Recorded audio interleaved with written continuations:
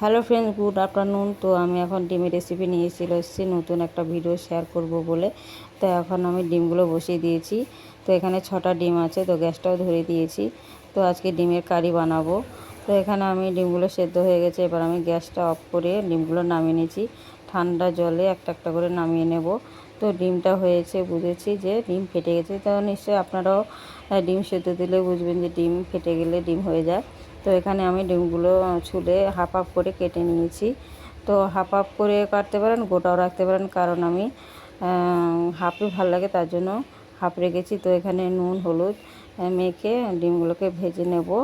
তো হালকা করে আঁচে দিয়ে ডিম যাতে ভেঙে না যায়, কুসুমগুলো বেরিয়ে না যায়, সেইভাবে আমি চেষ্টা করব যে আস্তে আস্তে ভাজতে। তো এখানে কড়াইতে দিয়ে দিচ্ছি।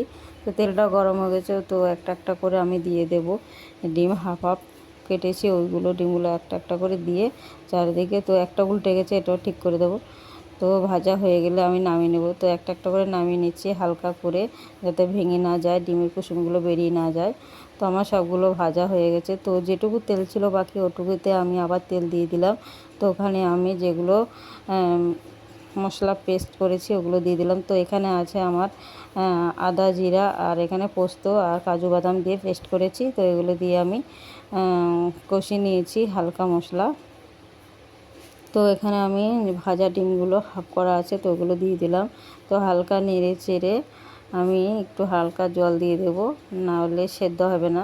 তো ঝোলটা একটু গাঢ় গাঢ় থাকবে, নাহলে ভালো লাগবে না। তো এবার আমি কাঁচা লঙ্কা চেরা দিয়ে নামিয়ে নেব। তো যা যেরকম ভালো লাগে ঝাল খেতে সে সেরকম দেবে।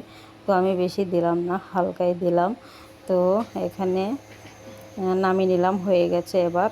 তো কালারটা বেশ সুন্দর এসছে। তো এবার আমি ভাত দিয়ে মেখে এগুলো পরিবেশন করব। তো ভিডিওটা ভালো লাগলে সবাই শেয়ার কমেন্ট করবে। তো ভিডিওটা এতক্ষণ দেখার জন্য ধন্যবাদ সবাইকে। তো ডিমের কারিটা হেভি হয়েছে খেতে। তো এরকম ভিডিও পেতে আমাকে ফলো করে দেবেন প্লিজ।